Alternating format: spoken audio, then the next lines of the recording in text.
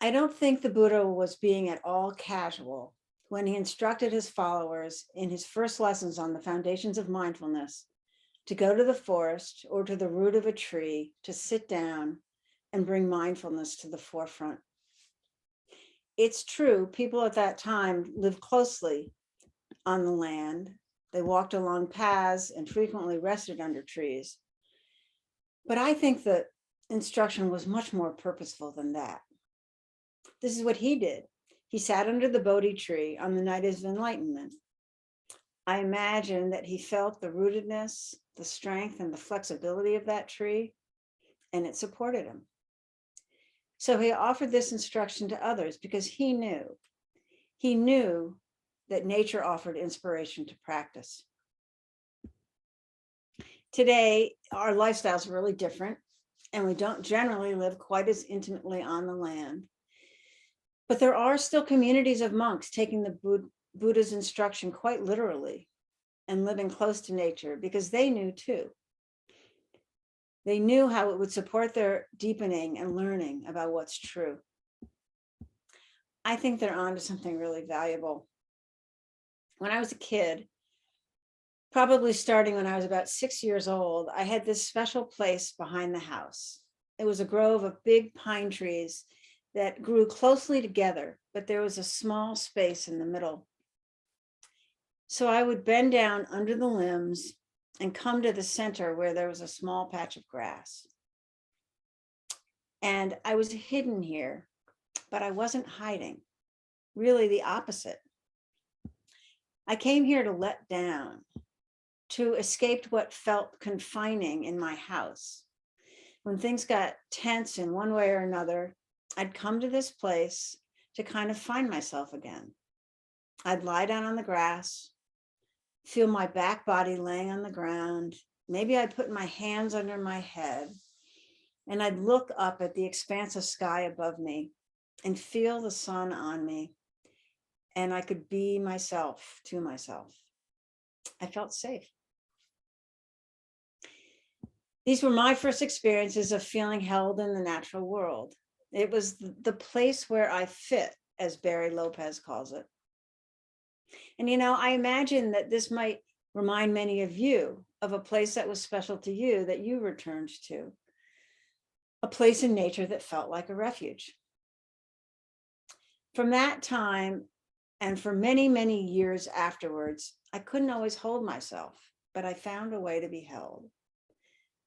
Whenever things got rough, especially in my teen years at school, with friends or family, I'd walk deep in the woods or catch frogs along the edge of a small pond or just explore a stream. This time alone in the woods would help me bring myself back to center. It would soothe me until I could feel grounded and at ease. And these times still are some of my favorite memories of growing up.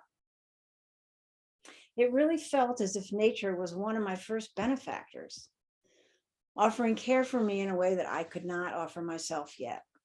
Just like when we invite those beings that we love and who love us into our meditation practice to help us create an atmosphere of kind, caring attention.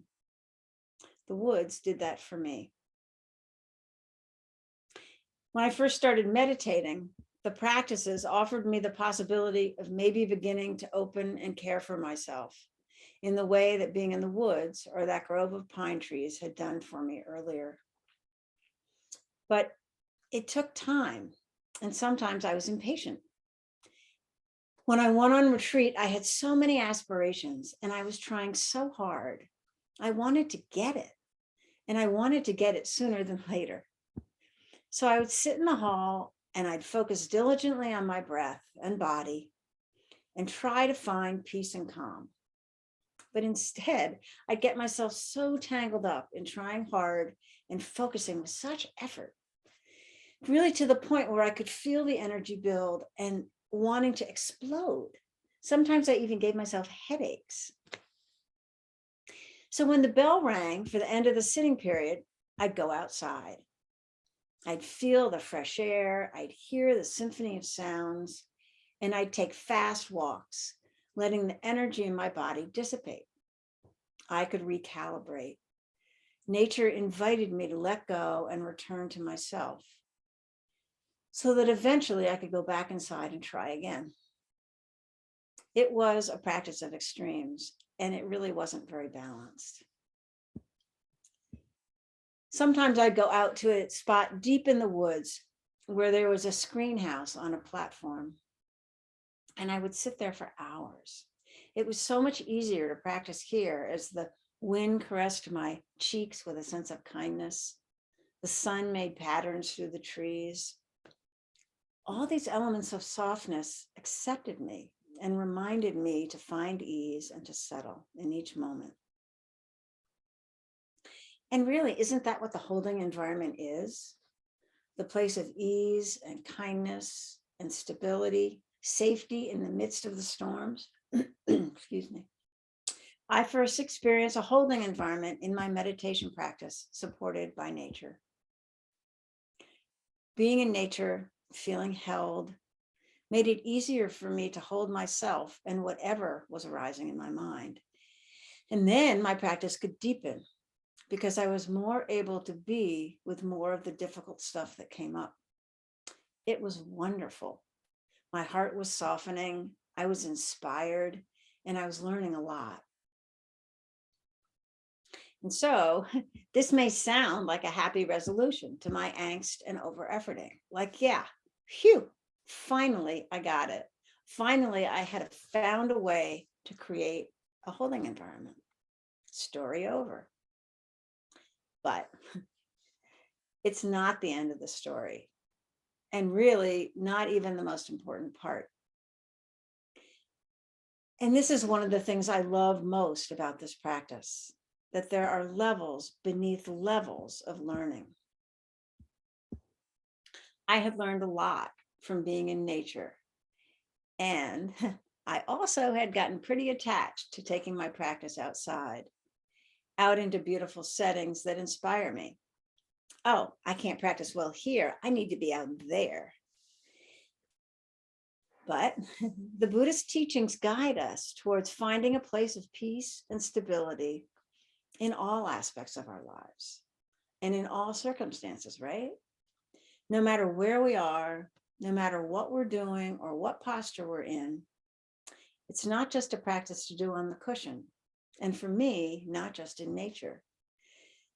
It's ultimately a seamless practice for our whole lives. So the answer for me was not just to be held and supported by nature, even though that is wonderful, but to allow what I'd learned from being in nature to help me create a holding environment for myself that I could take anywhere. By showing me what it feels like to be held, by reminding me to ground, settle, soothe, and hold myself gently, so that slowly I learned to create this for myself. A place inside that can hold and care and support. And now I think of nature as one of my cherished teachers. The other thing that seems important to say is that sometimes people, and me included, think they have to be in a pristine, beautiful setting in order to learn what nature has to teach. And of course, that's always lovely. How calming it is to be by the ocean or deep in the woods. But honestly, we can find nature almost anywhere. I have a friend and a colleague who lives in New York City, and she goes each day to a pocket park near her son's school and sits next to a cherry tree. Even a walk down a street with the breeze on your cheek can be a teaching. We can even find nature inside. I sometimes now lead practices indoors, and I ask participants to reflect on a plant they've been given. Maybe they see its resilience, or maybe they see its blossoming. Right here, I have this plant, and I bring it next to me to remind me and to bring nature close to me, to support my own holding environment. Maybe you're near a window and you can see a view of the expansive sky, and that encourages you to reflect on the spaciousness you can find inside yourself. Or as you're sitting, you can feel the ground beneath you, and it helps you to settle. We can invite nature to support us in a lot of ways. And it's a really good inquiry, I think, to ask yourself, what feels holding to you?